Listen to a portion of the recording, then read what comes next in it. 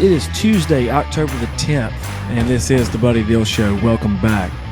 So last night, there was really, obviously there was Monday Night Football on, but the thing you should have been watching, if you weren't, was the Phillies and the Braves. And let's just say that the man, Austin Riley, saved the Braves season. Take a look at this. Here he comes. Riley in the air to left field. On the run, Marsh. There it goes! Austin Riley has given the Braves the lead in the eighth.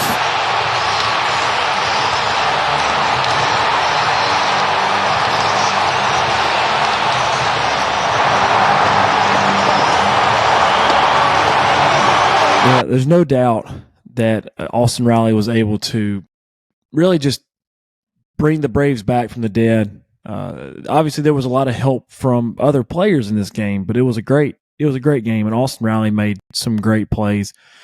Not shown on that. I mean, not even including the help that he would receive, or not even including his play he made whenever he doubled off Bryce Harper at the end of the game. It was a really heads-up play, and he happened to be in the right spot at the right time because he was following the play.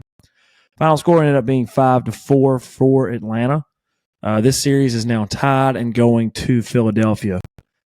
Looks a whole lot different than it would have if the Braves were not able to come back last night.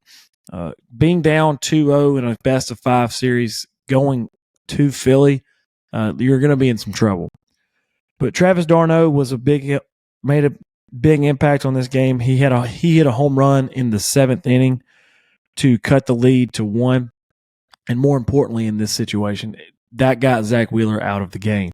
Zach Wheeler was incredible last night.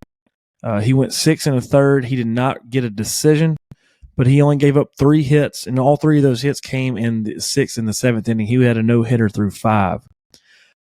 He gave up 2 earned runs. He had 10 strikeouts and 2 walks. JT Realmuto had a good game for the Phillies. He was 2 for 5 with a home run and 2 RBIs.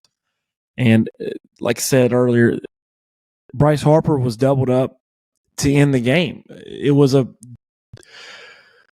He had reached first with a leadoff walk in the top of the 9th. The Braves changed pitchers and were able to get JT Realmuto to fly out. And then Nick Castellanos comes up. He hits a deep shot to right center field, but Michael Harris goes and makes an incredible play. And 8 leaps against the wall, catches it, bangs into the wall. But Bryce Harper was thinking he was going to be aggressive, and if that ball drops, he's going to score and tie the game up. He's already past second base. A strong throw in from the outfield from Michael Harris. Gets past Ozzie Albies and Orlando Arcia. But like I said, Austin Riley was in the right place at the right time and was able to pick it up, throw it to Matt Olson, and get the out and in the game. It's just not. That's a place you got to be careful about being aggressive. Yeah, I understand that you're going to try to score if that ball drops, but you can't get doubled off if it doesn't, because you have Brandon Stott coming up after Castellanos, and who's had a really good postseason so far. And that's just it was a great game for the Braves. It was a great way for them to win, but it was a pretty rough way for the Phillies to lose. Now like I said, that series is going back to Philadelphia. And this is going to be – it's really anybody's series now, because that's a lot of momentum. Momentum is a huge thing in these series, especially the shorter these series are, like the 5-game series. And the Braves now have the momentum. They just straight up just took it back from the Phillies, because if you're a Phillies fan, 3 days ago, if you were told that you'd split in Atlanta coming home to Philadelphia, you'd feel great about it. But just the way that they lost, and now you may not feel as good as you once thought you would. So in the other NLDS series, you had the Diamondbacks and the Dodgers. The Diamondbacks were able to win another. The Diamondbacks are now 4-0 in this postseason, including they have a 2-0 series lead over the Dodgers. They were able to win that game 4-2. Zach Gallen picked up the win for his second win in the postseason. He went 5 1/3, gave up 5 hits, 2 earned runs, 4 strikeouts, and 2 walks. Lourdes Gurriel, you might know Luis Gurriel, who had been with the Dodgers for a long time, but he was 2 for 4 and with 2 RBIs. Christian Walker and Gabriel Moreno also picked up RBIs for the Diamondbacks. Bobby Miller struggled. He has been one of the best pitchers for the Dodgers all year, but he took the loss and was only able to go with 1 inning and 1 2/3 inning. He gave up 4 hits, 3 earned, 1 strikeout, and 2 walks. JD Martinez had a solid night. He was 2 for 3 with a home run and RBI. This is where the Dodgers have got to figure it out very quickly because they're on the brink of elimination now. But their top 3 hitters, Mookie Betts, Freddie Freeman, and Will Smith, went a combined 1 for 12. You can't do that if you're expecting to win games in the postseason if you're the Dodgers. But they got to figure it out. They got to figure it out quick because they are going back to Arizona on tomorrow, and they have to win both of them there just to force a Game 5 back home in LA.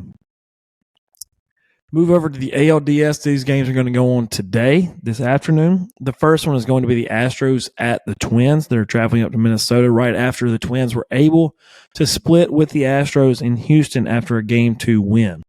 That game is going to be at 3:07 p.m. Central Time on Fox. Your pitchers for this matchup are going to be, for Houston, it's going to be Christian Javier, who is 10-5 on the year with a 4.56 ERA. And for the Twins, it's going to be Sonny Gray, who picked up a win on Wednesday last week against the Blue Jays. And he went 5 innings, gave them up 5 hits, did not give up an earned run, and had 6 strikeouts. So this is expected another good one here. This is, I think, who you'd want for the Twins pitching for you. Sonny Gray's done well this year. He's an experienced guy. He's been around the block. And I think that this is a great opportunity for the Twins to take a serious lead on the Astros and possibly get a chance to go to the ALCS. In the other matchup, you got the Orioles at the Rangers today. That game is going to be at 7:03 p.m. Central Time, also on Fox. The Rangers lead this series 2-0. The Orioles have to have this one, and they're going to turn to Dean Kramer, who is 13-5 on the year with a 4.12 ERA. The Rangers are going to throw Nathan Eovaldi, who pitched really well the other day. He picked up a win last week. 6 2/3 innings. He gave up 6 hits, 1 earned, and 8 strikeouts against the Rays. He did, like I said, he did really well. And this is a great opportunity for the Rangers to go ahead and finish this series. I think this is, if you're the Rangers, your thoughts are, let's finish this tonight. Let's get some rest, and let's see who we're going to be playing in the championship series later on the week. Obviously, like I said, the Orioles have had the best record in the AL all year. They have to win this. This is a must-win game. Dean Kramer is going to be their guy. He's got to pitch very well. He's hoping that his offense is going to ride that momentum that they got the other night in the bottom of the ninth when they weren't able to come by all the way back, but they were able to score some runs on the Rangers, which I think can be a big deal. So we will see how that goes. Monday Night Football was last night. It was a pretty boring game. Both these teams were average at best. The Raiders were able to win 17-13 over the Packers. Jimmy Garoppolo just played like Jimmy G does. He was 22 of 31 for 208, 1 touchdown, 1 interception. Jacoby Myers had a great game. He had 7 catches for 75 yards and a touchdown. I'll tell you who did not have a good game was Jordan Love. Jordan Love looked like he probably shouldn't be starting in the NFL. He was 16 of 30 for 182. He had no touchdowns, and he had 3 interceptions. It's not going to get it done against a bad team, much less a good team. Robert Spillane for the Raiders, he had 2 interceptions in this game. He also had 9 tackles. For the Packers, A.J. Dillon did most of the work running the ball. He had 20 carries for 76 yards. That is because Aaron Jones did not play due to a hamstring injury.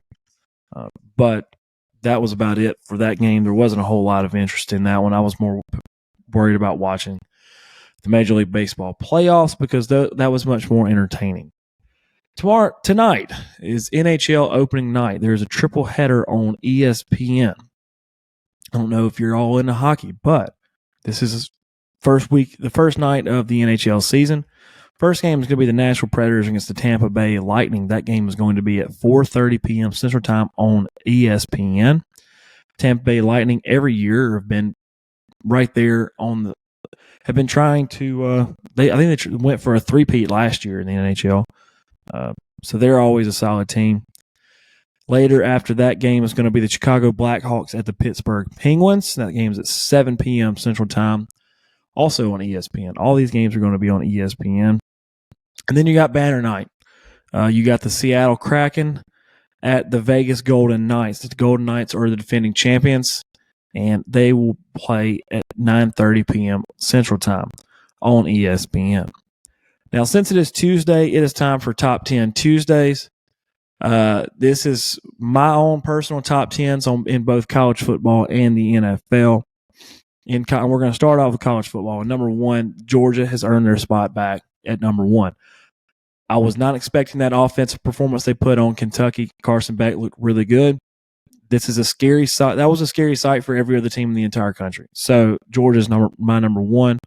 I'll drop Michigan back to number two just because of how well Georgia played.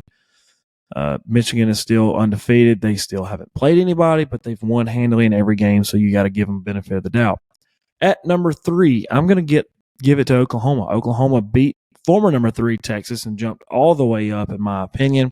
They looked good. They were able to really kind of hold Quinn Ewers in Texas to not as much as a lot of teams have given up, and they're also able to score. Dylan Gabriel looked really good. This is a team that right now is on the fast track to win the Big 12. So unless barring some slip up against somebody like Oklahoma State or somebody like that, they should be right there with an opportunity to win the Big 12 and make it into the playoff. This is interesting because this is a team that wasn't expecting to be in the playoff picture, and now here they are. I have Ohio State at 4. They were able to beat Maryland, the undefeated Maryland team this week, by 20. That game was close, but they were able to push it out due to some mistakes made by Maryland more than anything. But this team is just, they're going to be able to score. They're going to be right there in every single game. So that's what they're going to be sitting at 4. Number 5, Florida State. They were able to beat not a very good Virginia Tech team this week.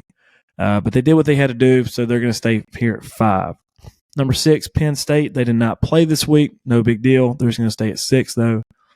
Washington, number 7. They also did not play this week. They had a bye. They probably needed, I think they a little bit banged up. Number 8 is Oregon. This is going to be a fun one because number 7 and number 8 in my rankings are now playing this weekend. This is going to be a Washington and Oregon matchup. It's going to be a lot of fun. We're going to get to that a little bit later in the week. Number 9 is going to be Alabama. Alabama is not ranked number 9 in the AP poll for some reason, but I'm going to put them at number 9 because of the win they had over Texas A&M at Texas A&M. I think Alabama's starting to figure it out. That's also scary for college football, especially the teams in the SEC, because I think they're starting to figure out how to win games again. We all freaked out because they lost one game against Texas and all wrote them off, and now here they are just showing us that maybe we were a bit wrong and a little quick to judge. And number 10, I'm going to drop all the way down from 3. It's going to be Texas. They're still very talented, but they got a long ways to go now that they have lost a game in the Big 12, especially to Oklahoma. So that's my top 10. Like I said, Georgia, Michigan, Oklahoma, Ohio State, Florida State, Penn State, Washington, Oregon, Alabama, and Texas. Washington and Oregon both have very great opportunities to move way up in this ranking after they play each other this week. One of them's probably going to drop out, but we'll see what happens.